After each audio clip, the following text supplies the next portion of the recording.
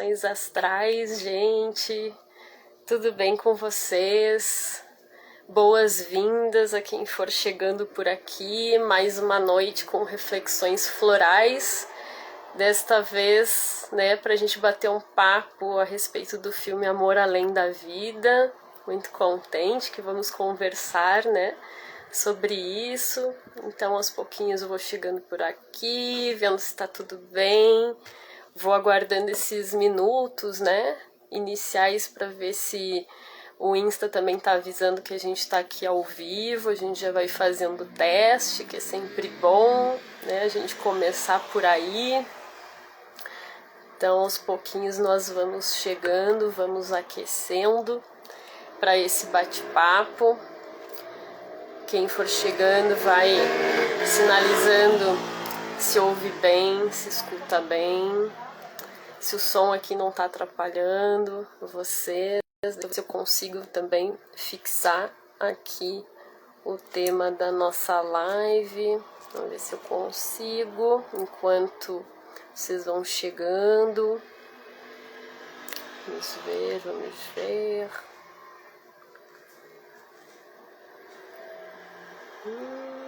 Não tá aparecendo pra mim, gente, não sei porquê. Não sei porquê. Oi, Tati, seja bem-vinda. Então, temos a prova de que o aviso da live está chegando, então já podemos começar. Tati, muito feliz de te ver aqui como sempre. Como está? Espero que bem. Vai me avisando, Tati, se escuta bem, se vê bem, se tá tudo ok por aí. Gilmar, seja bem-vindo também. Sempre bom receber vocês aqui, muito feliz. Quem puder vai ajudando a disparar o convite para mais pessoas, para quem gosta de bater um papo sobre filmes, né? Hoje é essa vibe aqui no Reflexões Florais. Então, como sempre, né, gente, eu gosto de situar um pouco quem sou eu, né? Eu sou a Marice, para quem não me conhece, né, caso surja alguém que não está muito familiarizado por aqui ainda depois, né, porque as lives ficam gravadas, então para quem chega depois também, eu sou a Marice, eu trabalho no campo das letras, no campo da educação, das artes, especialmente com a filosofia bakhtiniana, com dança do ventre e mais recentemente, né, me aventurando aí como estudante de terapia holística e psicoterapia reencarnacionista. Então sempre gosto de dar um pouquinho umas informações sobre mim. Quanto ao Reflexões Florais, que é esse quadro aqui, eu venho falando, vocês que estão aqui, né, Gilmar, Tati, já sabem, né, porque me acompanham, a ideia é trazer para a roda assuntos que façam a gente olhar um pouquinho mais para dentro, se cutucar, como eu gosto de dizer, para a gente procurar desacomodar, né, rever aí algumas instabilidades, ver ou rever algumas instabilidades, né, a gente poder detectar as fragilidades, as vulnerabilidades, porque eu acredito que é só por aí que a gente consegue de fato mexer em algo para renovar. E claro, tão importante quanto isso, também a gente reconhecer nossas potências, né? Aquilo que também tá legal, que vai ajudando a gente a fluir melhor, né? Porque às vezes falta isso também, né? Às vezes a gente esquece, a gente também foca ali nas fragilidades, nas dificuldades, às vezes a gente pega pesado com a gente e a gente tem que saber também verificar aquilo que está legal ou que está melhorando, que está em processo, né? Esse carinho, esse autocuidado é muito importante também. E a proposta de hoje, especialmente, né? Eu já aproveito para agradecer, porque há tempos eu gostaria de... A Ciranda Lunar, seja bem-vinda ou bem-vindo, qualquer coisa só apontar aí, prazer te ter aqui. Então a proposta de hoje, como eu vinha falando, é a gente dialogar a respeito do filme Amor Além da Vida. E eu quero já agradecer quem participou, né, da enquete, né, que eu coloquei lá nos stories. Fazia muito tempo que eu queria falar, bater um papo sobre esse filme. Eu tenho um carinho imenso por ele, como apaixonada, né, de filmes, desde criança, assim, por filmes dessa dessa natureza esotérica, né? Como eu disse lá no texto, né? Que a classificação esotérica, eu adorava esses filmes, né? Então isso seguiu depois de adulta também, não mudou, só aumentou, né? O prazer, né? Por ver esse tipo de filme que aborda essas questões, né? Do que tá além do que a gente pode ver com estes olhos aqui. Oi, Shirley, que bom te ter aqui, prazer, muito bom. Então, e eu quero agradecer quem participou da enquete, porque eu coloquei esse filme como uma das opções, né, pra gente debater. O tema da próxima live, né, desta semana. Então, este tema também foi fruto, né, da participação, da colaboração de quem tá aqui, o desejo de quem tá aqui, que acompanha, que gosta de bater um papo aqui comigo. Então, eu agradeço demais. Quero fazer umas ressalvas, né? Não é ressalvas, é dar um pouquinho o contexto, tá? Algumas informações que são básicas pra gente adentrar, né? Essa temática, que é situar um pouquinho o meu lugar aqui de fala, quem sou eu, né? E qual é o aspecto, sobre que aspecto a gente vai conversar aqui hoje. Eu estou propondo, né, essa conversa. Então, em primeiro lugar, né, eu não sou da área de cinema, não é a minha área, então a ideia aqui não é fazer uma análise técnica especializada, né, não é esse o enfoque, embora trabalhar com a filosofia bakhtiniana me dê um recurso maravilhoso para análise de objetos verbo-visuais, né, como os filmes, eu também me debruço sobre isso ao lidar com o diálogo da dança, né, com a dança como discurso, mas não é esse o enfoque aqui, tá? Então, quem está procurando talvez um papo assim que vá falar de aspectos técnicos, nomenclaturas, técnicas, não é esse o objetivo, tá? Tampouco eu também vou ficar me debruçando sobre o resumo da história, e também é importante sinalizar que vai haver spoiler, claro. Né? Então, quem não viu, embora já seja um filme, né, lá da década de 90, lá de 98, né, vai que alguém que cruza por aqui ainda não viu, então é importante sinalizar, né? Então, vai ter spoiler, então fiquem já com esse aviso aí. Quem não quiser seguir, não siga, né? Mas eu acredito que todo mundo que tá aqui já assistiu o filme, já tem uma familiaridade, né, com ele. Tá? E a outra coisa, quando eu propus também a gente falar sobre o aspecto de espiritualidade, espiritismo e mediunidade, não é também com o objetivo de doutrinar, né, ninguém, de ficar trazendo um aspecto religioso, né, e tampouco trabalhar isso de uma forma dogmática, tá? Então não é por aí. Quando eu proponho o tema da espiritualidade, do espiritismo, de mediunidade, é pensando no espiritismo como filosofia.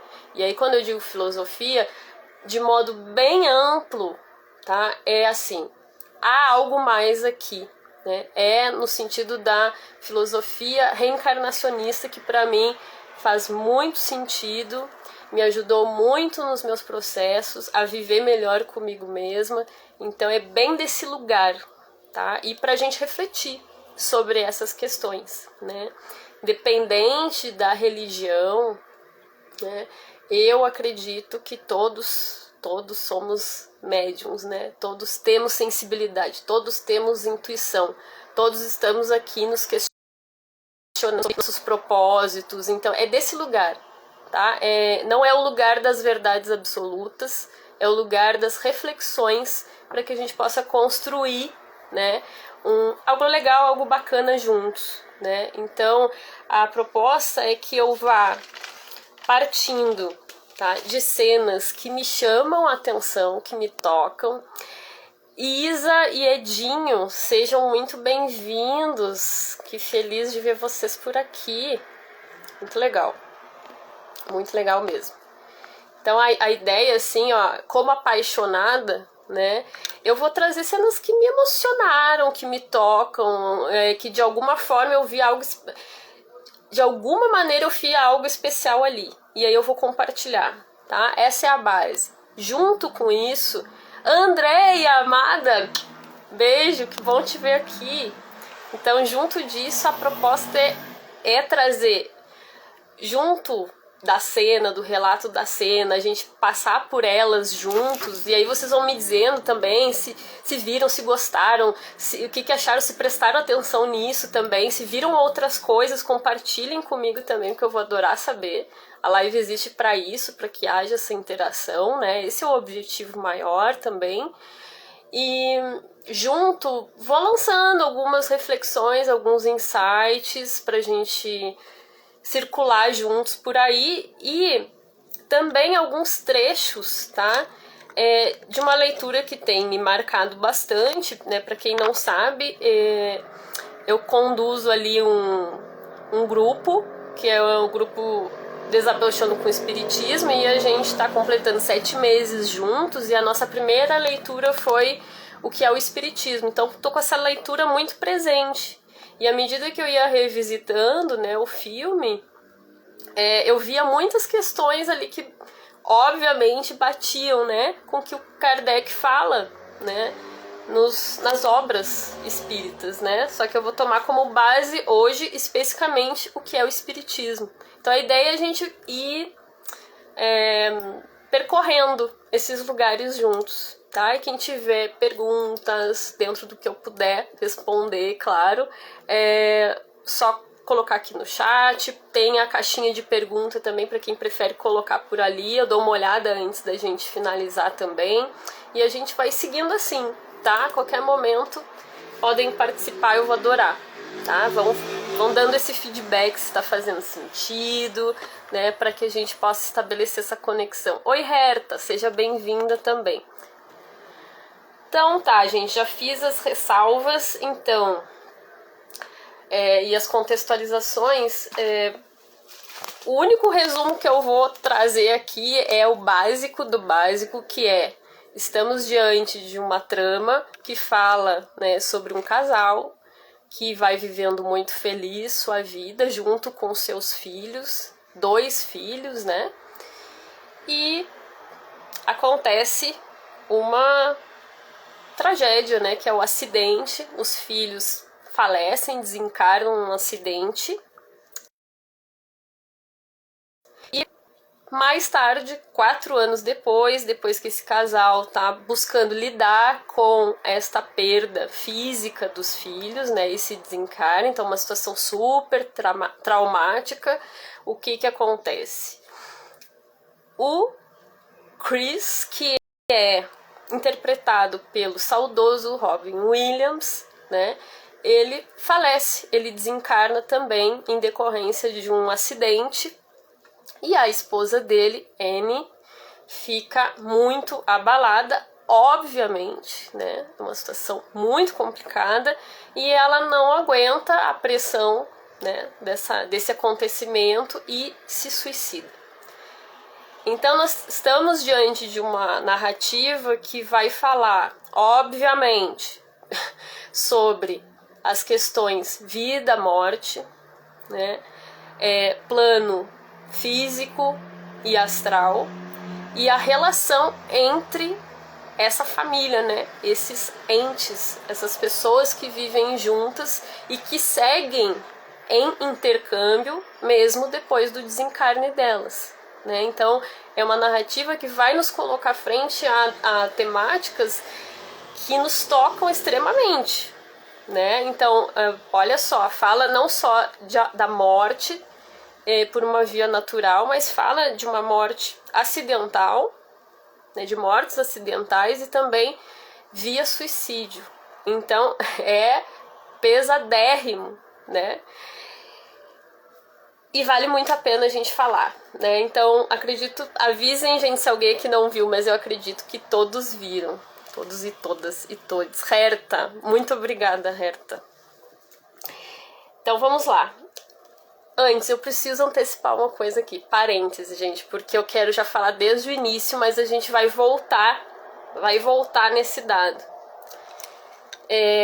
Porque eu tô falando de suicídio, né? Jana, que bom que conseguiu chegar. Feliz com isso. A gente tá falando de suicídio, né? E como vocês sabem, né? O Robin Williams, que protagoniza, né? O filme, se suicida, né, gente? Então, isso é interessante a gente falar também mais adiante, né? Vamos percorrer aí os caminhos juntos, mas eu acho... Quando eu soube, né, a época, né, quando ele faleceu, foi algo que me chocou tanto e eu fiquei pensando justamente nas implicações, né? Como a vida desta pessoa, né, colocou diante dele trabalhos, né, que deixaram ele muito próximo, né, dessas reflexões acerca de vida e morte, porque ele também protagonizou outros trabalhos em que houve, né, o tema do suicídio estava muito presente ali. E ele justamente morre dessa forma, né? Então, é algo que é interessante de a gente pensar e refletir, né, ao longo, né? A gente vai construindo essa caminhada. Vamos voltar aí, tá? Mais além. Então, qual é a primeira cena que vocês destacariam sobre esse filme? Contem aí, a cena mais marcante, eu gostaria de saber, tá? Ao longo de todo o filme, quem puder vai falando, e enquanto isso, eu vou falando de uma primeira cena.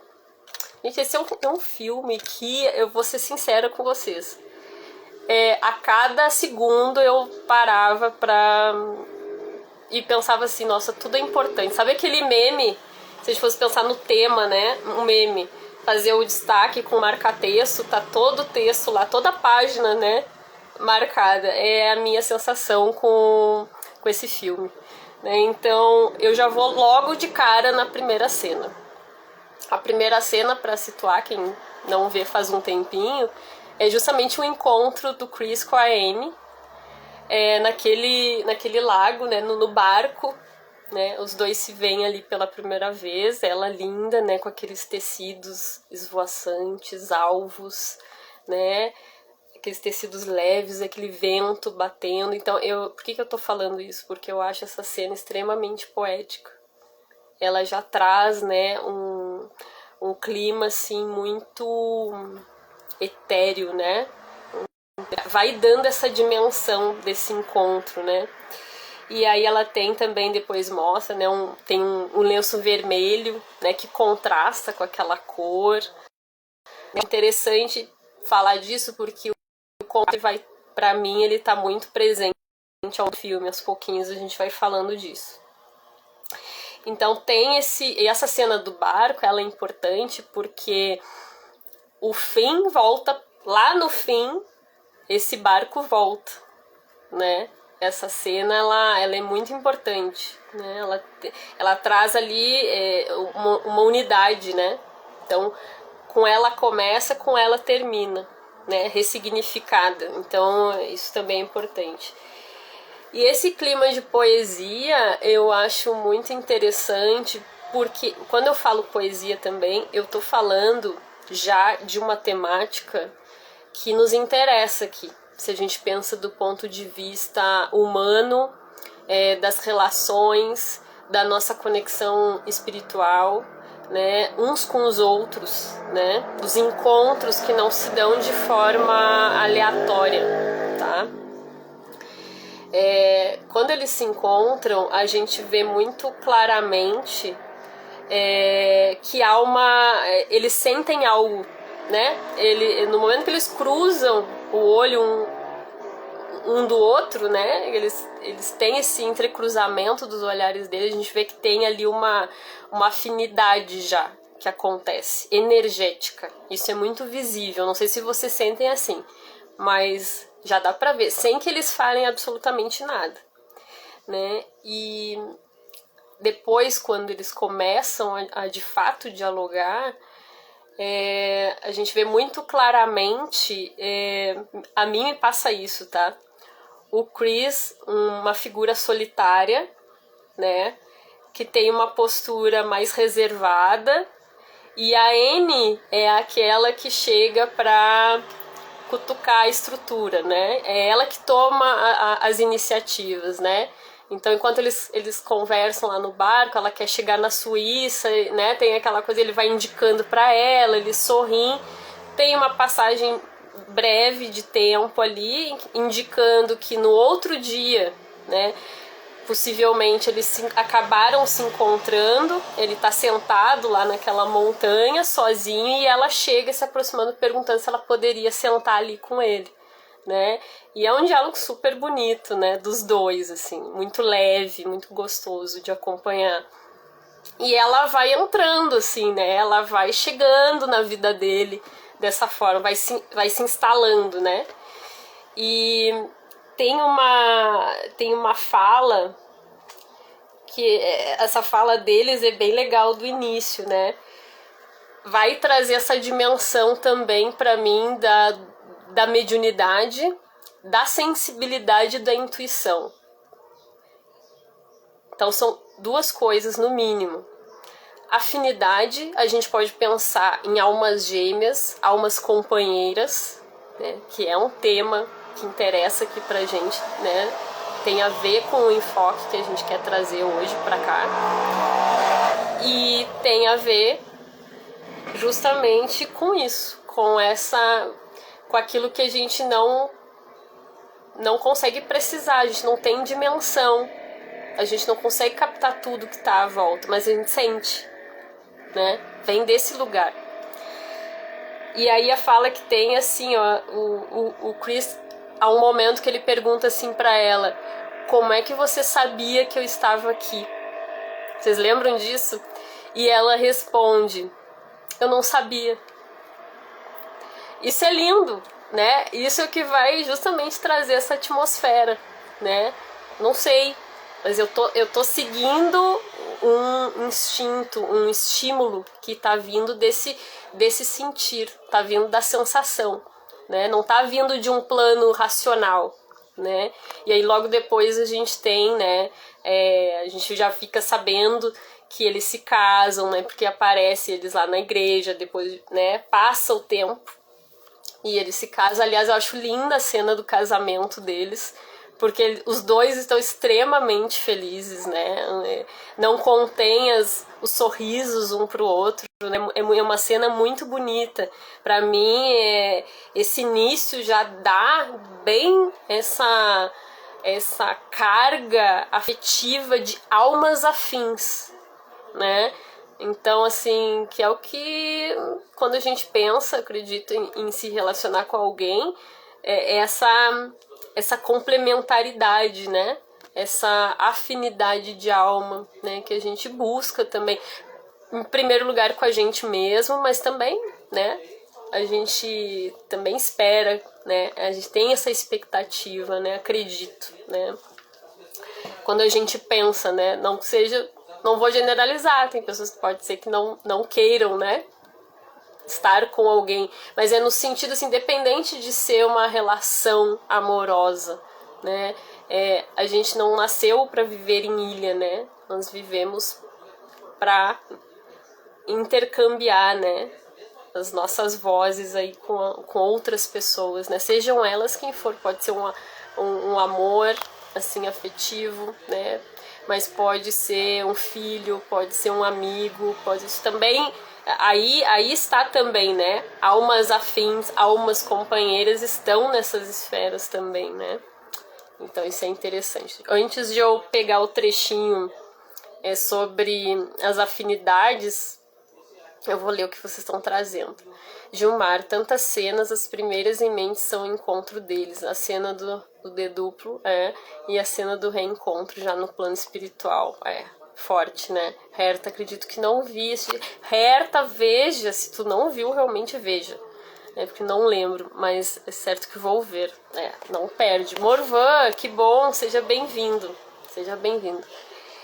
Então, só que eu disse, né, Herta, não sei se tu chegou depois, vai ter spoiler, né? Já tá tendo. Então, né, qualquer coisa, examina a tua consciência aí, né? Se tu quer acessar os spoilers por aqui, tá? Fica à vontade. Tem isso, então eu quero trazer, tá, da palavra de Kardec aqui. Eu vou lá quem tem o livro, né? Depois eu vou deixar nas referências, tá, gente?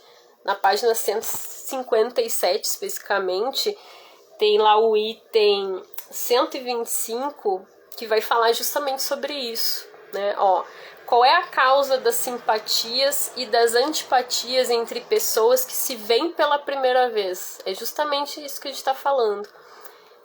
Olha só o que Kardec vai trazer. São pessoas, o mais frequentemente, que se conheceram e algumas vezes se amaram numa existência precedente e que, se reencontrando, são atraídas uma para a outra. As antipatias instintivas provêm também frequentemente de relações anteriores. Esses dois sentimentos podem ainda ter uma outra causa. O perispírito irradia ao redor do corpo uma espécie de atmosfera impregnada das qualidades boas ou más do espírito encarnado. Duas pessoas que se encontram pelo contato dos fluidos experimentam a impressão da sensitiva. Essa impressão é agradável ou desagradável, e os fluidos tendem a se confundirem ou a se repelirem, segundo sua natureza semelhante ou dessemelhante. É assim que se pode explicar o fenômeno da transmissão do pensamento. Tá. Deixa eu ver aqui uma partezinha, não vou ler tudo.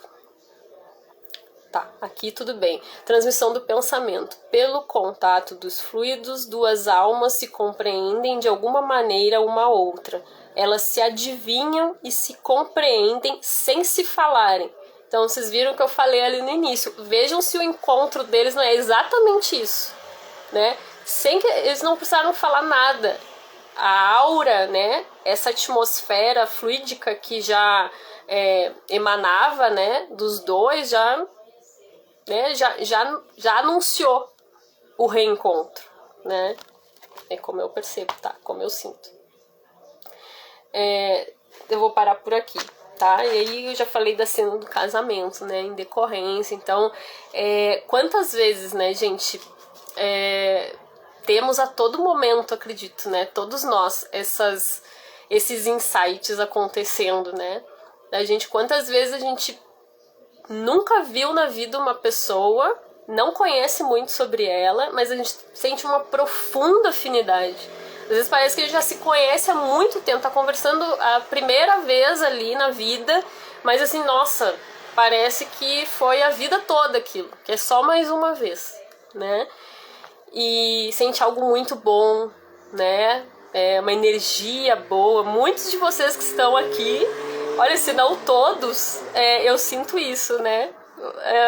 Quem me conhece aqui vai saber já, né? Porque eu já me declarei justamente falando esse tipo de coisa, né? Para vocês que estão aqui. Então é isso, né? É aquilo daqueles contatos que a gente se sente nutrido, se sente bem-quisto, né? Então, e às vezes não tem maiores contatos, vivências, experiências, né? Então isso já indica, né? Isso já vai nos indicando também essa questão da eternidade, né? Da eternidade da alma, da pluralidade das existências, né? Já serve para nos colocar nesse lugar. Só isso já vai dizendo. E em contrapartida, né? Também temos o oposto. Aquelas pessoas que a gente vai ver, a gente também não conhece, não tem um motivo aparente para sentir nenhum tipo de repulsa, mas de alguma forma a nossa energia recusa, resiste, né? É o famoso não fui com a cara, né? É isso, tá aí, ó, fluidos, né? De alguma forma, aquela pessoa, ela tá mexendo em algo, ela tá tocando algum ponto, né? Com a energia dela, a soma das nossas energias, né? A gente vai se tocando, vamos tocando uns aos outros, né? Então, já ajuda a gente a refletir sobre essas questões, né? Shirley, assisti faz muito tempo, por isso não lembro quase nada. Eu vou ir trazendo breves relatos, né? E aí é com essa ideia, né, da gente ir rememorando, né? Eu também assisti há muito tempo, fui revisitar justamente porque fazia muito tempo que eu não assistia. E aí a gente vai se ajudando na memória, tá? A gente vai se ajudando. Jana, eu vou rever. Tem passagens que estou lembrando com vocês, comentando. É isso aí.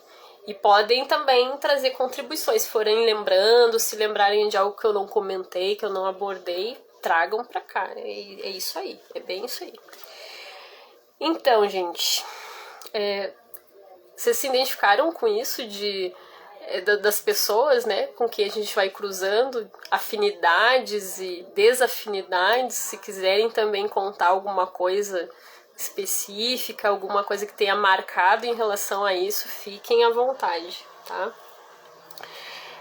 Logo depois, aí já vem um contraste, né? A gente tá lá nesse clima, né, do reencontro, eu já vejo assim, né? E o próprio filme vai falar, né? Vai deixar explícito a questão de reencontro mais tarde, né?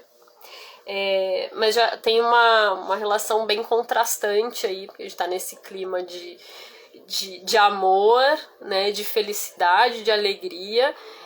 Mas logo em seguida a gente já depara com a questão da morte, né? Das crianças, né? Então, logo depois ali do café, aquela cena eles estão no café da manhã, né, antes das crianças irem para a escola, né, tá um clima muito legal ali, bacana entre eles, mas claro, já dá para ver algumas coisas do cotidiano deles, né, então a filha tinha uma apresentação e aí a Anne, a mãe, já foi falando para Marie, né, já foi falando que fazia questão de estar presente lá no evento dela, o filho... Agora eu não tô lembrado do nome do filho do Chris, se vocês souberem me falem. Mas o filho dele ia passar também por um exame, uma prova, algo assim. E eu me lembro que o Chris fala, né, pra ele, tira 10. Né? Então dá pra ver essa questão também da exigência. O filho tem essa questão da dificuldade, às vezes, também com as coisas da escola, né, com os afazeres. Ele tem uma série de dificuldades. Então... O Chris também mostra esse lado rígido, né? Também com os filhos, de certa forma, né? Então é bacana a gente observar isso. E aí vem aquela fala bombástica já, né? Quando mostra os filhos indo para a escola, né? O Chris acompanha eles até ali a saída, né? Até o carro que vai conduzir eles. O filho é Ian, é isso? Acho que né? O Chris está acompanhando e aí tem aquela fala, né? Foi a última vez que vimos eles vivos, né? E aí isso é uma paulada na gente, né? Já vai sentindo. Vocês percebem, assim, ó, se vocês voltarem lá, vocês vão ver que enquanto eles estão no café da manhã, a Anne, ela já tá se sentindo... Dá pra ver que ela já... ela não tá no estado normal dela, né? Ela tá ali, ela olha assim mais demoradamente pro filho, pra filha, sabe aquela coisa, dá bem aquela visão do pressentimento, né? De uma intuição, de algo assim, tem algo que não tá muito legal aqui, né? Então tem isso. E da mesma forma o Chris também, quando acompanha, né, os filhos até o carro, né? Tanto que ele fica dali observando o carro se deslocando, os filhos indo para a escola, e aí vem essa fala, né? Que já nos coloca diante dessa situação traumática. Jéssica, seja bem-vinda, que bom te ver aqui, muito contente. E aí eu peguei um trechinho aqui do discurso que já ocorre na hora do enterro, né, do velório, do enterro dos filhos, né? E é a fala do padre. Eu achei interessante a gente trazer para cá. Ele vai dizendo assim, ó: quando a morte tira a vida de nossos filhos, nos vemos tomados por muitas perguntas. Como podemos compreender os sentimentos que nos afloram? Na Bíblia, de acordo com Lucas, até os primeiros Coríntios nos falavam de um paraíso extraordinário que nos aguarda. Então, aqui a gente já ingressa nesse território doloroso e que mexe demais com todos nós, né? Esse assunto da morte, do desencarne prematuro, né? De crianças, de adolescentes, isso mexe muito com a gente. É aquela coisa, né? Não é a ordem. Não é a ordem das coisas, né? As crianças partirem antes. Então, o filme já nos coloca diante de algo extremamente forte desse ponto de vista, né? E aí, nos abala, né? Isso toca demais. E aí eu vou trazer também, por isso, um trechinho que vai falar, quem depois quiser conferir lá no livro, tá? É na página aqui, 168, eu vou me deslocar pra lá, tá? Vocês não reparem, gente, se eu me atrapalhar um pouquinho, que eu tô com a minha visão, tá? Não tá muito legal, não. Tá? Mas nós vamos... vai dar tudo certo. Tá? Página 168, para quem quiser acompanhar. E tem um item lá que é 149 e 150. Em que Kardec vai falar sobre justamente o gênero de morte, né? Então ele vai dizer assim, eu vou até antecipar, tá? Porque eu já vou trazer a informação sobre o suicídio. Tem junto aqui, eu já vou antecipando, tá? A gente já vai abordando tanto a questão da morte prematura das crianças e a questão e pelo fato de ter sido via acidente, né? Foi uma morte acidental, né? Não foi natural desse ponto de vista, né? É natural, mas não é ao mesmo tempo, né? Foi uma situação, uma fatalidade. Depois a gente vai voltar nessa questão de fatalidade e livre-arbítrio também mais além. Mas diz assim, tá? No item 149. Ó, o gênero de morte influi sobre o estado da alma. O estado da alma varia consideravelmente segundo o gênero de morte, mas sobretudo segundo a natureza dos hábitos que teve durante a vida. Na morte natural, o desligamento se opera gradualmente e sem abalo. Então é o caso deles, né? É uma morte natural, sim. Frequentemente ele começa mesmo antes que a vida se extinga. Na morte violenta por suicídio, só que aqui tá o acidente, né? Na verdade é isso, tá? É natural do ponto de vista que não foi um suicídio, mas não é natural do ponto de vista do acidente, foi isso que eu quis dizer. Na morte violenta por suicídio ou acidente, os laços se rompem bruscamente. O espírito, surpreendido pelo imprevisto, fica como atordoado pela mudança que nele se opera e não compreende sua situação.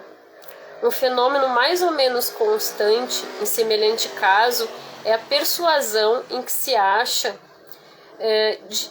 de não estar morto, e essa ilusão pode durar vários meses e mesmo vários anos. Nesse estado, vai, vem e crê aplicar-se aos seus trabalhos, como se fosse ainda deste mundo, muito espantado, que não respondem quando ele fala. Essa ilusão não é exclusivamente dos casos de mortes violentas, é encontrada nos indivíduos cuja vida foi absorvida pelos gozos e interesses materiais. Isso está lá no Livro dos Espíritos, tá? Também, Revista Espírita, tá? Para quem quiser ver. Depois eu deixo nas referências tudo direitinho. E o item 150 fala assim, ó. Aonde a alma vai depois de ter deixado o corpo, ela não se perde na imensidade do infinito, como geralmente se figura. Ela erra no espaço, e o mais frequentemente no meio daqueles que conheceu e sobretudo daqueles que amou, podendo se transportar instantaneamente a distâncias imensas, né? Então, o que a gente está lendo aqui é o que a gente vê nesta cena e em outras do filme, ao longo do filme. É justamente isso, né? E quando é falado aqui, né, que a pessoa ela pode ficar ali atordoada durante dias, meses ou anos, às vezes séculos, né? A gente vê que existem seres, né, que ficam realmente estagnados, né, sem compreender, né, a sua situação durante séculos, né, e é muito triste isso, né, mas, enfim, isso dá uma outra live, né, eu não vou entrar muito aqui agora, porque senão, pra gente não se perder também, mas é muito chocante isso, né, e acontece demais, acontece muito isso, e o que a gente pode fazer, né, tanto para que nós não sejamos uma pessoa que vai cruzar por aí, né? Para que a gente não entre em estagnação, nem nesta vida aqui e nem quando a gente parte, mas de que maneira a gente também pode ajudar os nossos irmãos, né, de caminhada, os nossos parceiros, tanto quem caminha com a gente aqui nesse plano, quanto quem não está mais aqui neste plano, mas nem porque não está neste plano deixa de haver a relação conosco, né? Estamos ligados, né? A gente pode não estar vendo, pode não ter uma consciência sobre isso, mas os laços estão aí, né? Estabelecidos, né? Deixa eu ver os comentários para a gente não se perder deles. Marice, ela suicidou e foi para o astral, digo isso devido ao reencontro deles lá no astral. Sim, ela se suicida, tá? Ela se suicida e tem toda uma saga, né, vamos dizer assim, né, para que haja, né, esse contato do Chris, né, com ela, esse resgate, vamos dizer, tá? Mas aí a gente vai chegar lá, isso acontece, tá? Deixa eu ver, energia emotiva, seja bem-vinda, acredito que é bem-vinda, se for bem-vindo ou bem-vinde, só me sinalizar. Chile, a aceitação do desencarne vai depender do nível evolutivo do espírito, sim, e tudo isso e mais um pouco, né? É bem por aí, mas então eu selecionei esse trecho e depois também, se a gente pensa então na questão da morte prematura de crianças, né? Que é outro fator, também tem, quem quiser dar uma olhadinha lá na página 170, olha só o que Kardec fala, deixa eu ver o item, 154 a 158, diz assim, ó: qual é, na outra vida, o estado intelectual e moral da alma da criança morta em tenra idade? Suas faculdades estão na infância como durante a vida? Aí diz assim, ó: o desenvolvimento incompleto dos órgãos da criança não permitia ao espírito se manifestar completamente, liberto desse envoltório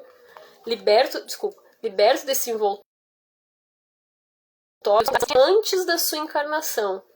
O espírito, não tendo passado senão alguns instantes na vida, suas faculdades não puderam se modificar. É o que a gente vai vendo também depois do filme, né? Essa coisa da imagem, né?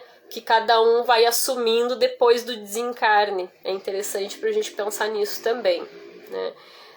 Aí, a título de curiosidade aqui, né? Uma notinha que existe ali. Não é o caso aqui, mas como estamos falando sobre isso, vale trazer informação. Nas comunicações espíritas, o espírito de uma criança pode, pois, falar como de um adulto, porque pode ser um espírito muito avançado. Se toma algumas vezes a linguagem infantil, é para não tirar da mãe o encanto de um ser frágil e delicado e afeitado com as graças da inocência. Então, Revista Espírita de 1858. Tá? A mesma pergunta podendo ser feita sobre o estado intelectual da alma dos cretinos, dos idiotas e dos loucos depois da morte. Encontra sua solução na precedente. Tem a ver, né? Na verdade, isso tem a ver justamente pelo que eu falei antes, né?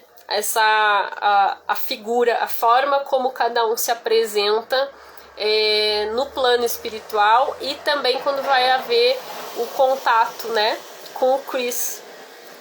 Então, porque eles assumem uma outra forma, né? Mas a gente vai falar isso depois, a gente vai chegar lá, tá? E depois o item 158 diz o seguinte: Olha só, qual é, na vida futura, a sorte das crianças que morrem em tenra idade? Essa questão é uma das que provam melhor a justiça e a necessidade da pluralidade das existências. Uma alma que não tivesse vivido senão alguns instantes, não tendo feito nem bem nem mal, não mereceria nem recompensa nem punição. Segundo a máxima do Cristo de que cada um é punido ou recompensado segundo suas obras, seria tanto ilógico a graça de Deus admitir-se que sem trabalho ela fosse chamada a gozar da felicidade perfeita dos anjos, ou que pudesse disso ser privada. Mas, todavia, ela deve ter uma sorte qualquer, um estado misto pela eternidade, seria também injusto. Interrompida uma existência desde o seu princípio, não podendo ter, pois, nenhuma consequência para a alma, sua sorte atual é a que merecia na sua precedente existência, e sua sorte futura aquela que merecerá nas suas existências ulteriores, né? Então, eu acho bacana esse trecho, porque ele justamente vai nos colocar diante da lógica que há por trás, né, dessa situação, né? Então, uma criança morre, se a gente pensa, né, que tudo se resume no aqui e agora, e que é um merecimento, uma questão meritocrática, vamos dizer assim, né, esse desencarne, né, tem uma conta aí que não fecha, né? E isso já nos coloca diante da pluralidade. Vocês concordam comigo? O que vocês acham disso aí? Tá fazendo sentido? A gente pode continuar vamos continuar aprofundando, né? Mas eu acho interessante esse link e esse argumento que Kardec nos coloca já, né? Aqui, achei bem bacana. E aí, assim, de novo um contraste, né? De novo a gente vai perceber, então a gente tá numa coisa ali, num clima agora super, né, vem uma cena, né, já da passagem do tempo, né, depois que passa 4 anos, né, e aí nós temos o Chris no ambiente de trabalho, então ele é médico, né, se eu não me engano ele é pediatra, né, não me lembro se ele é psiquiatra, qualquer coisa vocês me falem, mas ele trabalha na área da saúde, né? Pelo que eu lembro, ele é médico. Falem, tá? Falem qualquer coisa. E aí, eu acho bacana a cena que vem, porque mostra tanto o Chris quanto a Annie nos seus ambientes, né? Então, quem já viu o filme se transporta para aquela cena em que ele tá lá atendendo uma garotinha, psiquiatra, né? Então tá, obrigada, Gilmar. Ele tá atendendo uma garotinha, né? Justamente tá lá sendo atendida e tá fazendo lá o exame, o diagnóstico, enfim, tá conversando. Eu acho que tem uma mulher que vem junto, que acompanha, né, e tá super incomodada, super ríspida com a menina. Não sei se é a mãe ou se é alguém que trabalha ali, eu não me lembro exatamente. Mas o que interessa, assim, ele tá ali com aquela menina, super atencioso, né, brincando com ela, conversando, fazendo um exame ali todo atencioso, né, sensível. E na hora que ele tá atendendo a menina, a esposa dele liga e ela está passando por um problema, né, também lá no trabalho dela. Ela está passando por um problema, né, porque ela trabalha com arte, né, ela restaura obras de arte, também pinta quadros, mãe, né, tá, ela também pinta e tudo mais, e ela tava assim, às pressas lá, né, com a organização do evento, da exposição das obras e tudo mais, e surgiu um contratempo, as obras não iam conseguir chegar até lá, ela estava passando por um pepino, né, como a gente diz aqui. E aí ela liga para falar pro Chris que ela não ia conseguir chegar a tempo do D duplo. Aí é a primeira vez que o tal do D duplo, né, que é um assim, e a gente vai voltar a falar nisso mais adiante, né, mas é a primeira vez que ele é referenciado aqui no filme, né. E aí eu acho essa cena muito bacana, porque aí ela vai dizendo, ela vai relatando o problema dela, e aí tem um momento, né, que o Chris fala pra guriazinha, né, ele pede que ela, um parênteses aqui, né, que eu acho tão engraçada aquela cena, que ele pede pra menininha, né, colocar a mão aqui e ficar sem respirar enquanto durar a ligação, né, e aí ele diz, considerando que a esposa dele fala muito, vai ser um feito e tanto, né? Então ela precisa ficar aquele tempo ali segurando, né? E realmente eles conversaram bastante, né? Então ela relatou todo o problema, disse que não ia conseguir permanecer, e ele começou a sugerir coisas, ele começou a pensar em estratégias para ajudá-la, mesmo à distância. Né? Então ele foi dando algumas soluções, mas se tu fizer isso, fizer aquilo, e o quadro tal, e X, e aquele outro, e aí ela foi pensando, né? Ele falando, ela foi pensando naquilo, né? Ela foi acompanhando o raciocínio dele e vendo que fazia todo sentido. Eu acho essa cena me tocou, tá? Ela poderia de repente passar batido, assim, né?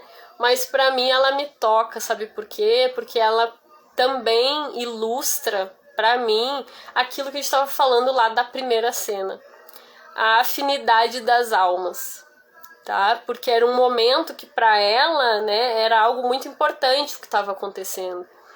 E ela recorreu a ele, né? Então a gente vê o companheirismo e a cumplicidade dos dois, né? E eu acho que isso tem tudo a ver com o que a gente está trazendo aqui, né? Que a gente propõe aqui para esse diálogo hoje, né? Então fala desse terreno de sensibilidade e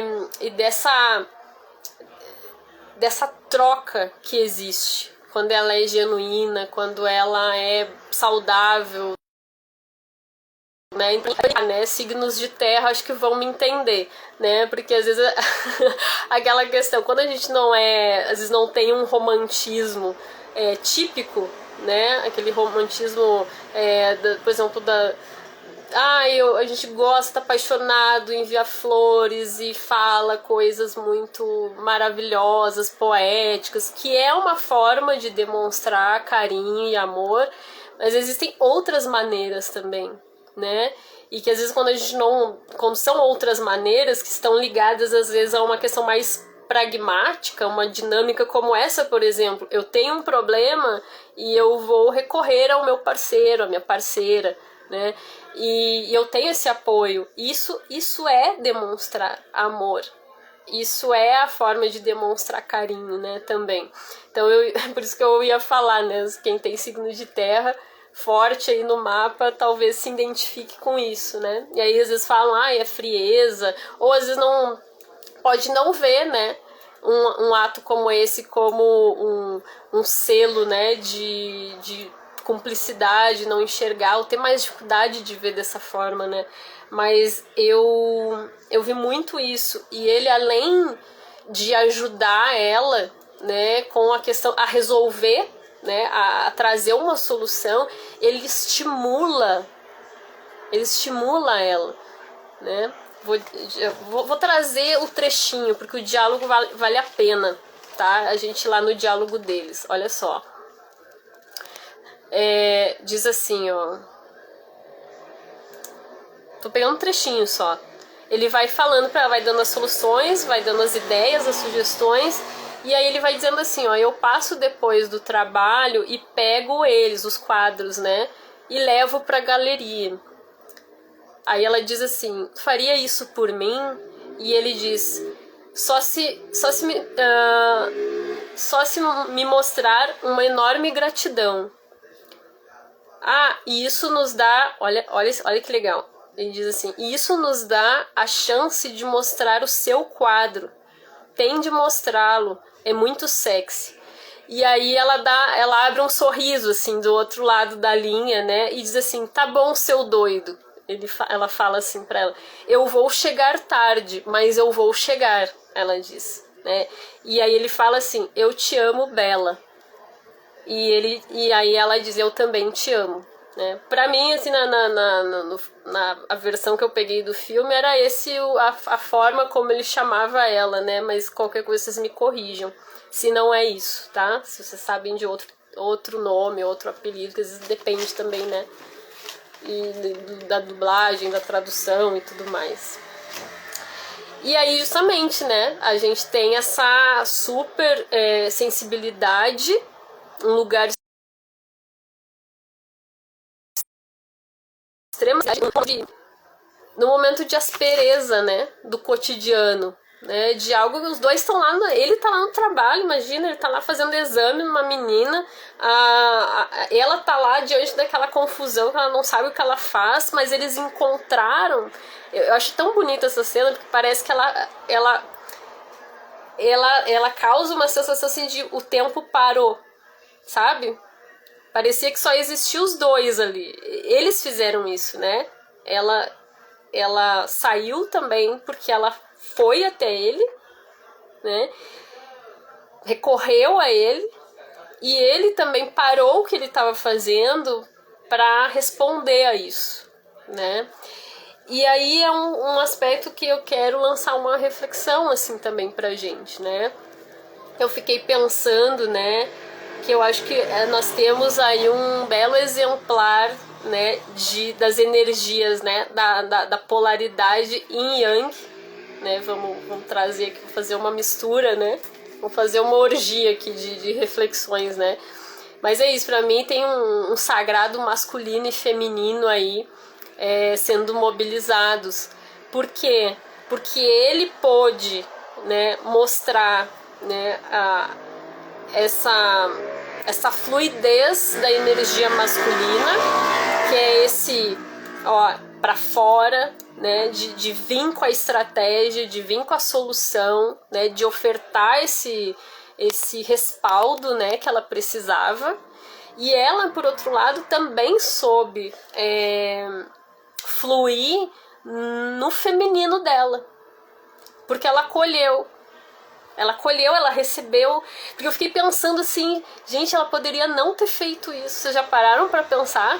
Eu fiquei imaginando assim, porque a gente vê isso também, né, no dia a dia. A gente vê essas coisas acontecendo, né? Então, às vezes tem alguém oferecendo ajuda, né, um carinho, um cuidado, e quantos de nós tem facilidade para receber, para acolher. Às vezes a gente está numa postura de autossuficiência, né? Então o que vem, eu preciso me bastar, né? Eu preciso me bastar, eu dou conta, eu que preciso fazer. Imagina se ela fizesse isso, né? Se ela tivesse ali num conflito, né, com ela, né? Claro que disso veio outras situações, né? Eu acho que gerariam nela outros conflitos também, mas eu acho que serve muito pra gente pensar nessa questão, né?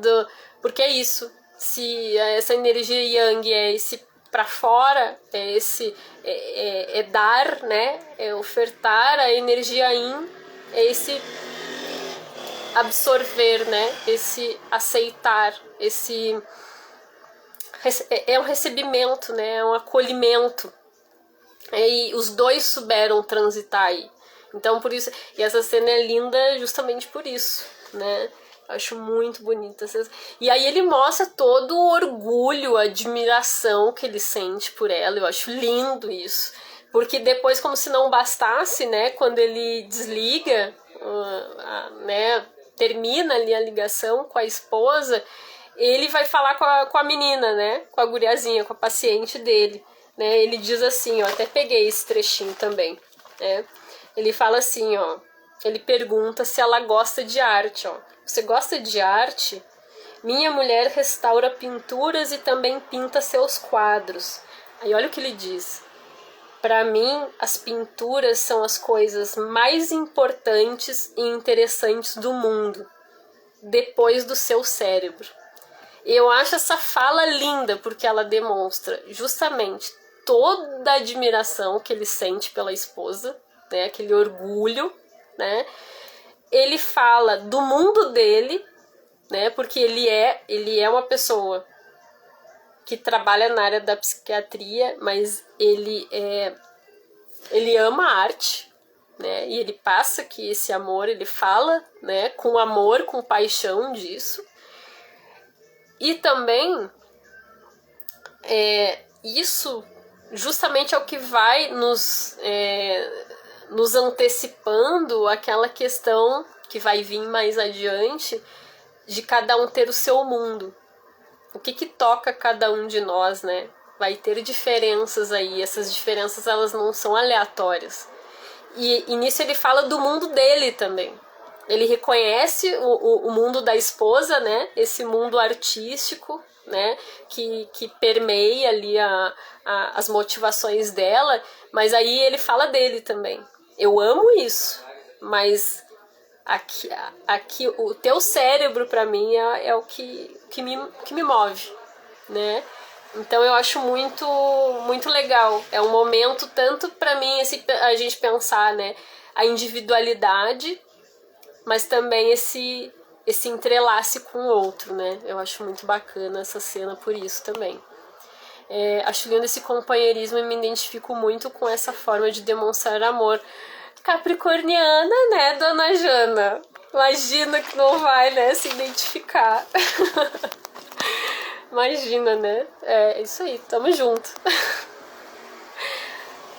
Aí é o seguinte, tem um trechinho de Kardec que nos ajuda também a pensar não só a questão da afinidade, né? Mas vai trazer essa questão esse link com vidas anteriores, com aquilo que a gente traz, como a gente está falando dos mundos, né? E do que interessa a gente, né? O que toca a gente nesse mundo. Tem um trechinho lá que Kardec vai falar justamente sobre as aptidões, sobre os dons, né? Os talentos que a gente traz e a genialidade. Tá? Então quem quiser ver tá na 155, vamos para lá, eu vou voltando um pouquinho aqui. Vou falando a página, né, porque vai que alguém tem aí o livro, quer acompanhar, então eu já tô falando junto, tá? E aí tem o item 118, 119, tá? Olha só.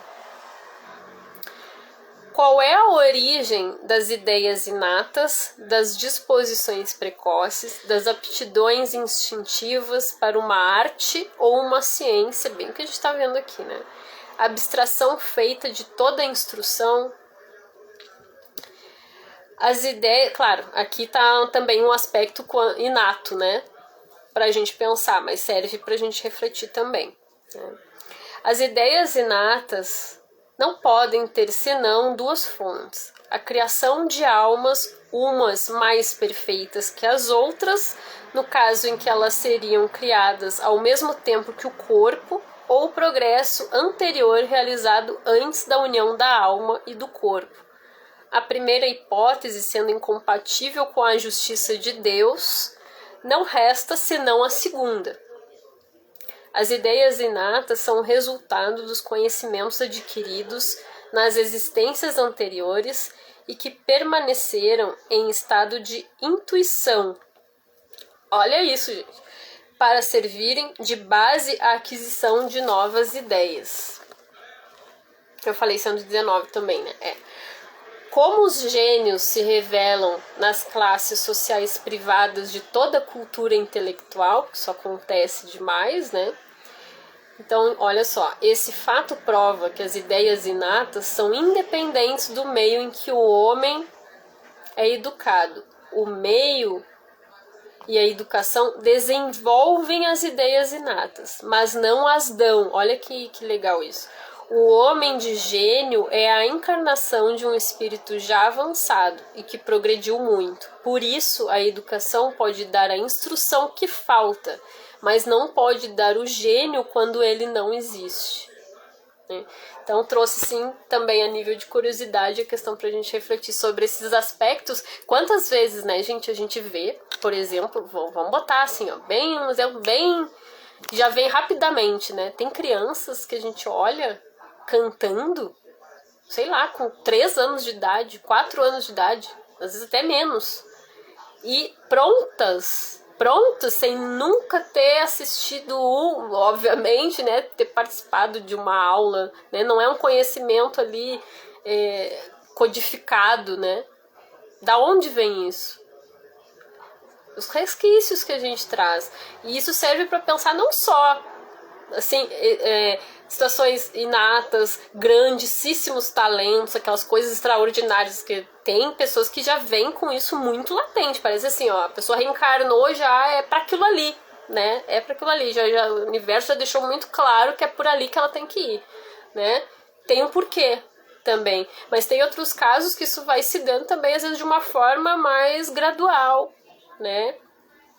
Mas são qualidades que a gente traz, são aptidões, são talentos, são dons, são coisas que a gente traz, e isso não tá aqui aleatoriamente, não é de agora que vem, né? Então já é algo que faz parte da nossa caminhada, não à toa tá aqui como uma facilidade.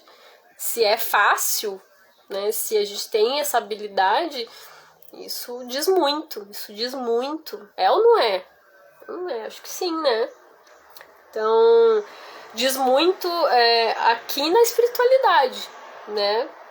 Então, cada um... e aí, se a gente pensa no filme, né? O filme vai falar muito, de uma forma fantástica sobre isso. Cada um tem o seu céu, né? Mas a gente vai chegar lá. A gente vai chegar lá ainda. Deixa eu ver aqui os comentários.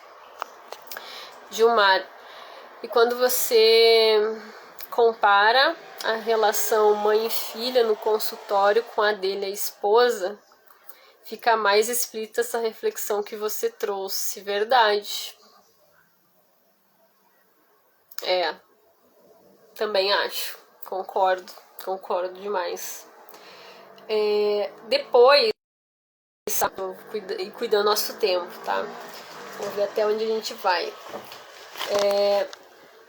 Tem a cena, já logo em seguida, né? Tem a cena do Chris antes de morrer já, né? É tudo muito rápido que acontece, porque obviamente tem todo um enfoque depois no plano astral, né? Do que vai sucedendo a partir das mortes, dos desencarnes, né? Então por isso também acontece tudo muito rápido ali na primeira, se eu não me engano, na primeira meia hora, né? Já tem todas essas situações, né? De desencarne.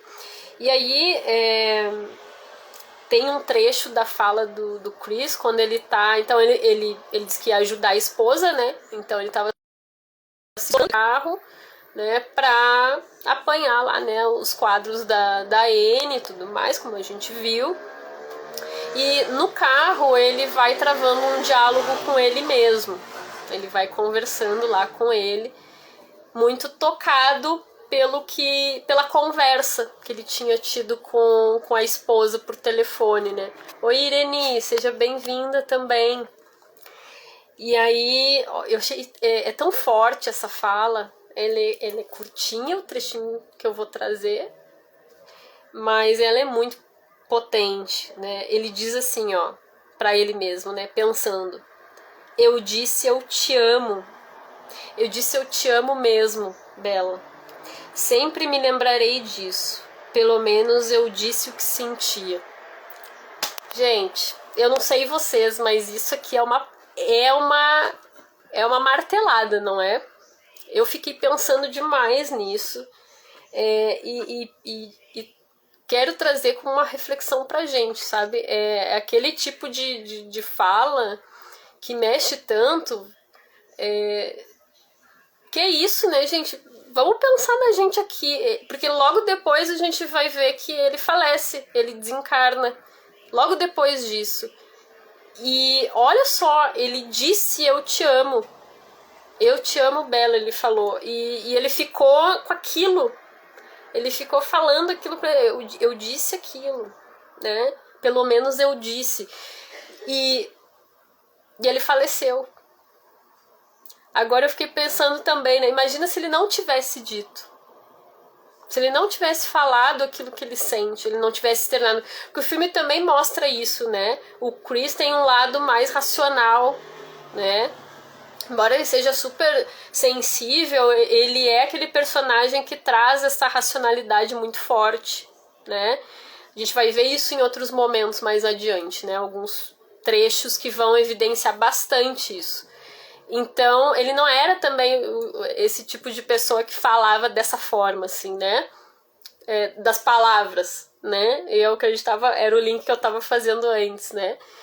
Só que ali ele falou, ele expressou, ele conseguiu colocar isso pra fora, né? E aí eu trago pra gente refletir. Será que a gente tá, em que medida, né? Cada um faça o seu exame aí.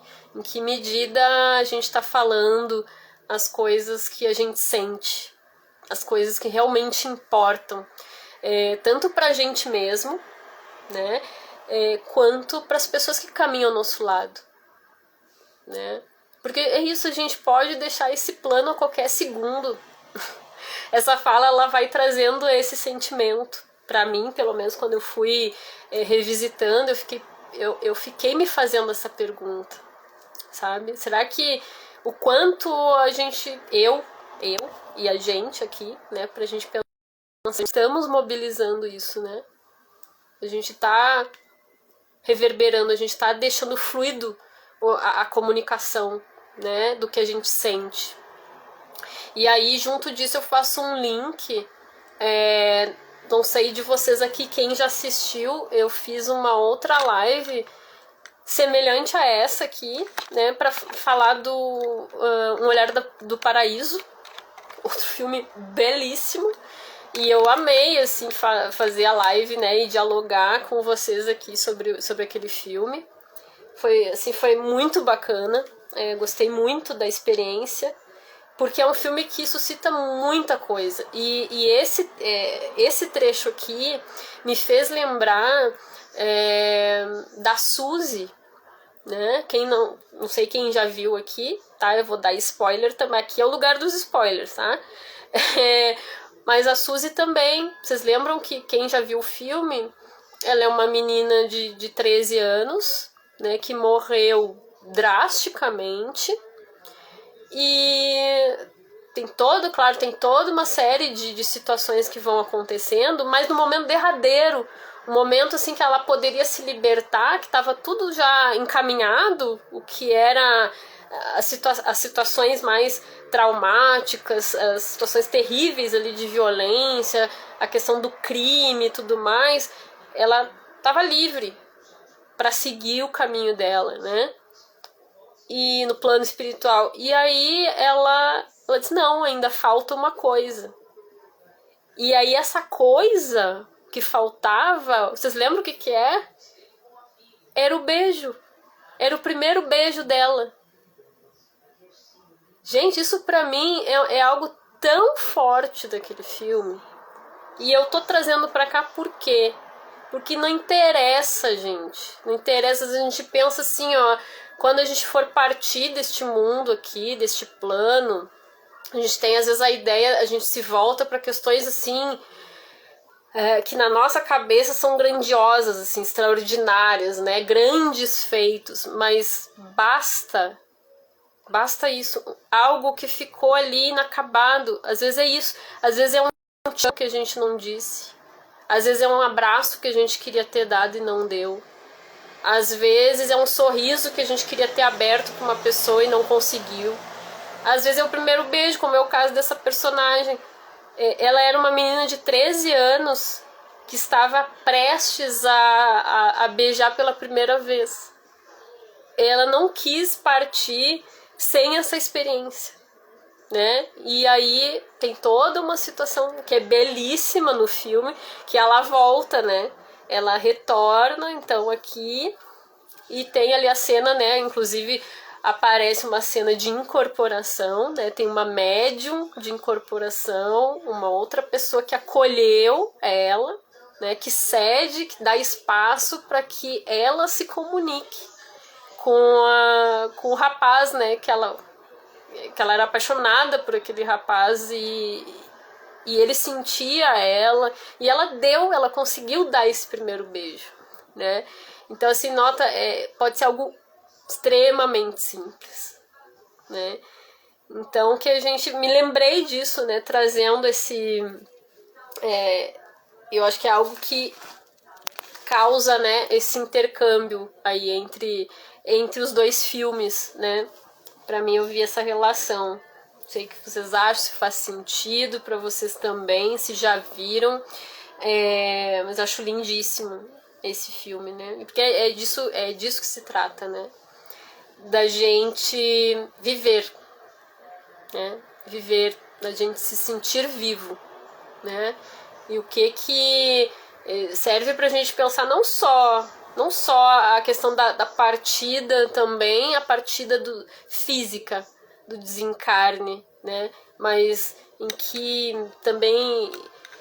medida nós estamos nesta vida aqui, encarnados, mas falta vida, né? O que pode trazer esse sentimento de vida pra gente, né? Então eu acho que são reflexões bacanas da gente fazer, né? Deixa eu ver aqui os comentários pra não perder. Acho que é o da Jana, né? Linda essa declaração, muito tocante. Eu também acho, Jana. É muito forte. Herta, eu demonstrei todo o meu amor até o fim. É maravilhoso não ter este arrependimento. Que bom, Herta. Que bom. E é algo pra gente sempre fazer esse exame, né? É uma coisa assim que enquanto estivermos vivos aqui, sempre, né? Sempre. Mas assim, a reflexão é pra gente aproveitar aqui essa encarnação, né? Então, a gente sempre precisa... não é algo que tá pra mim, tá?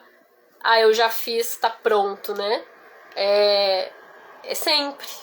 É ao longo. Sempre é tempo. É uma coisa que a gente sempre tem que estar revisitando, né? Porque as relações, elas estão sempre se ressignificando. Elas, né? A todo momento chegam pessoas, saem pessoas, situações, contextos, né? Então a gente precisa estar sempre, eu acho, reavaliando, né, os nossos sentimentos, aquilo que realmente faz sentido pra gente, né?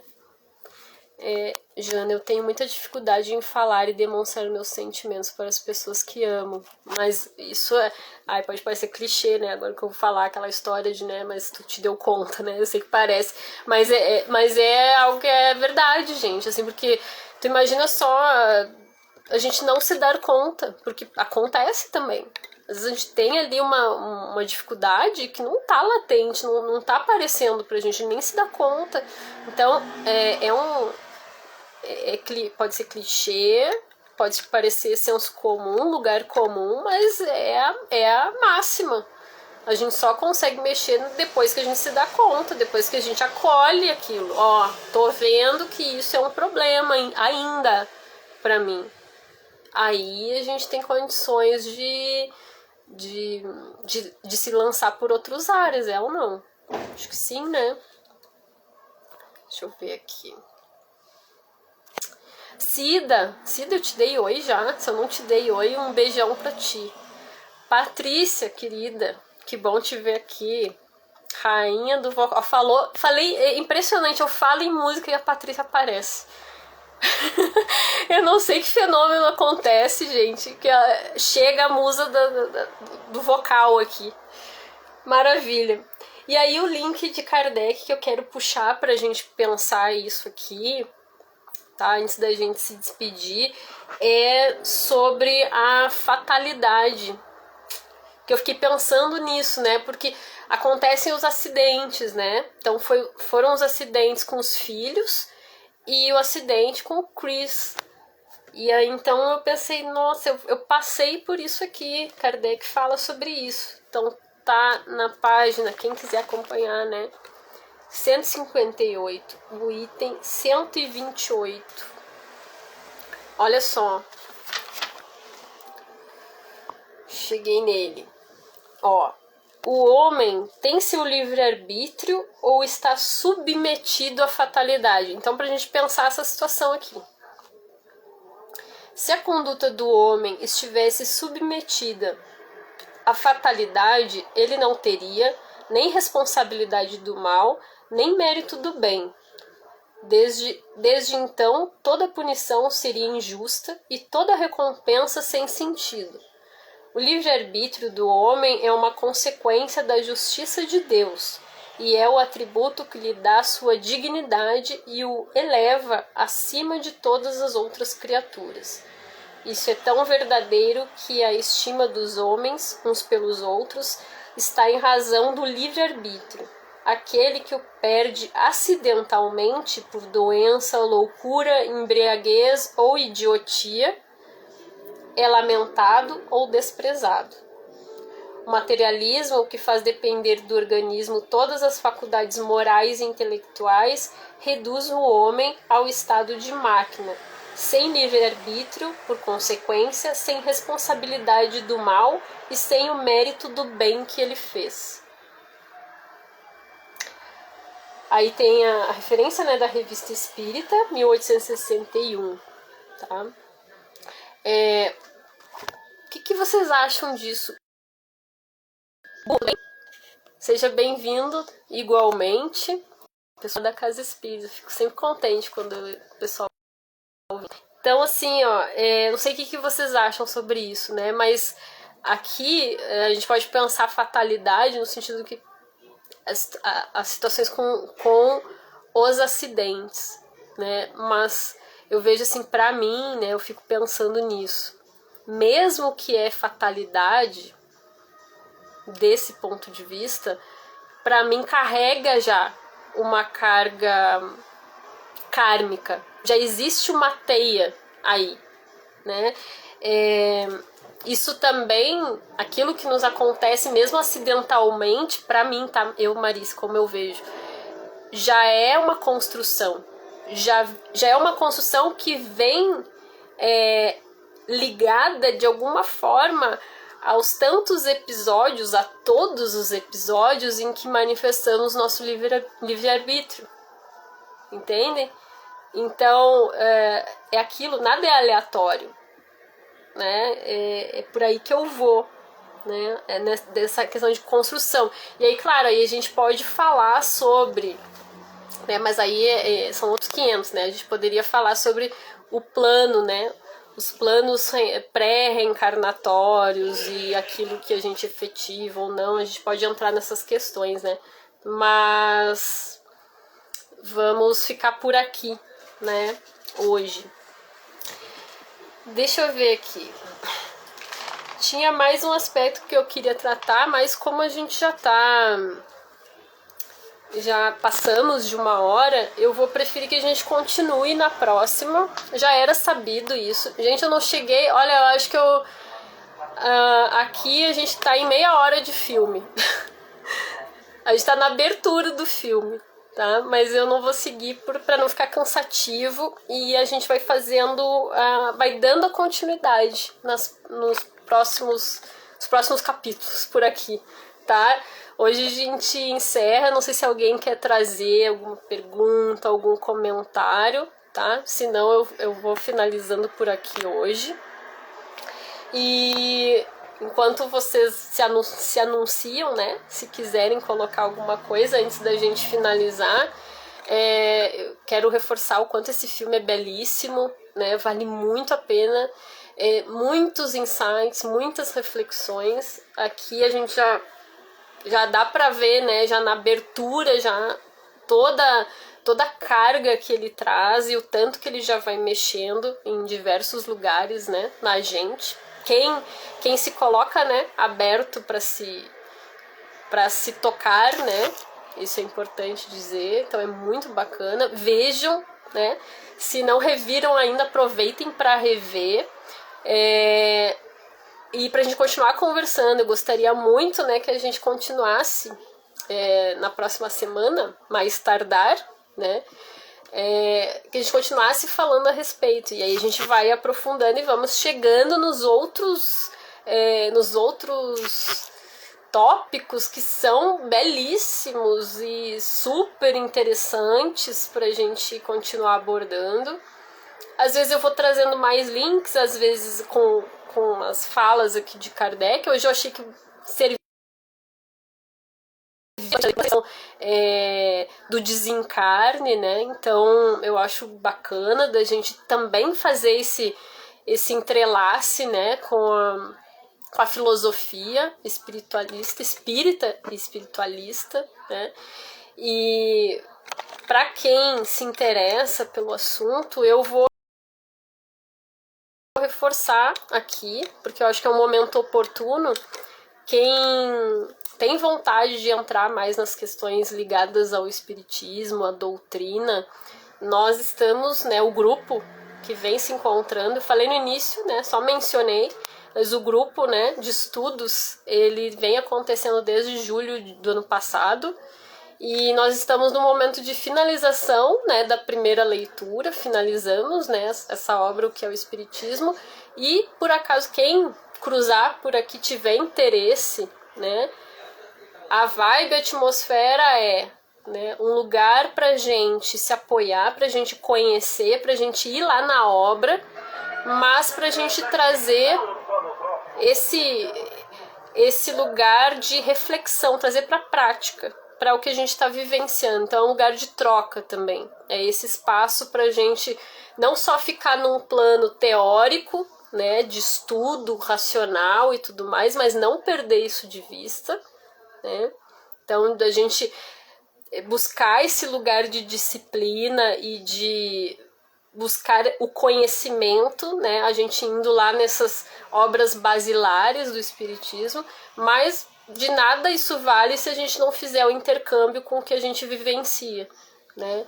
Então, quem tiver interesse, agora o grupo ele está se encontrando às quintas-feiras. Depois eu vou deixar um post aqui falando sobre isso, tá? Mas já falo em primeiro aqui para quem já está aqui ao vivo, quiser participar, quintas-feiras às 7h30, tá? Semanalmente, das 7h30 às 9h30. Tá? Quem quiser fazer parte vai ser um prazer. E quando chega numa ótima hora, porque é quando a gente vamos iniciar uma próxima leitura. Sempre é boa hora, tá, gente? Independente do momento, tá? Mas eu digo assim, é propício, né? É um momento de renovação. Tá todo mundo entrando, né, na nova vibe do que tá surgindo, né? Então fica o convite. Fica um convite também para que sigam aqui o canal e também se inscrevam lá no YouTube, né? Quem já me acompanha, curte o que rola por aqui, eu vou fazer esse pedido. Se não se inscreveu lá, se inscreva, curta, compartilhe, né? Porque eu vou contando muito com esse apoio mais orgânico de quem vai chegando e se sente, né? Se sente acolhido, se sente contemplado, né? Então é bem importante para mim, tá? Essa participação de vocês, né? Comentários, isso ajuda muito, né? Como eu disse, não é para o algoritmo, não é para o sistema perceber que tá sendo importante, né? É para que a gente se sinta conectado, né? Então, a importância do verbalizar, né? A gente estava falando disso, né? Vou puxar para o meu lugar aqui, né? Então, a importância que tem para mim também de saber quando alguém escuta alguma coisa que rola por aqui, que isso fez sentido. Talvez para quem escute seja, né, passe batido por isso, assim, mas é muito importante. Para mim é muito importante. Quem me conhece sabe, né, que eu valorizo muito isso. Então, sempre que estiverem por aqui, que passarem por aqui, deixem um comentário, podem me chamar também ali por mensagem, no direct, eu gosto muito de trocar, vai ser um prazer. E agradeço, gente, tanto quem votou, né, no filme pra gente conversar aqui, já foi uma pré-seleção, né, de algumas temáticas que eu já estava há tempos querendo abordar, então agradeço a quem me ajudou a escolher, porque eu estava em dúvida por onde a gente recomeçar, né. Deixa eu ver esse aqui, muito interessante. Beijinhos, Herta, muito obrigada. O Gu dizendo que chegou atrasado, não tem problema, Gu. Olha, se o astral quiser, vai ficar salva, tá? E aí depois, quando tu quiser, pode assistir quando quiser. Hair também vou assistir o filme, Beijinhos, Gratidão, assiste, vai valer muito a pena, se é que tu não assistiu ainda, né? Muito interessante a ligação do filme com as ideias kardecistas, deixa o filme mais sublime, mais ainda, né? Se é que é possível isso. Mas sim, eu acho que sim, né? Vai agregando, né? Outros valores junto, né? Outras relações. Roger, um abraço. Não tem problema, acontece nas melhores famílias. Fica mais um pouco. Não, eu já tô indo mesmo, gente. Eu agradeço demais, tá? A participação, a interação foi muito legal. E eu espero vocês, então, pro próximo diálogo pra gente seguir. Porque, como eu disse, a gente tá na pontinha do filme, tá? A gente não chegou nem na metade dele ainda. E olha tudo que já rolou, né? E vai vir muito mais. Então eu conto com vocês, tá? Um beijo e até a próxima. Tchau, tchau.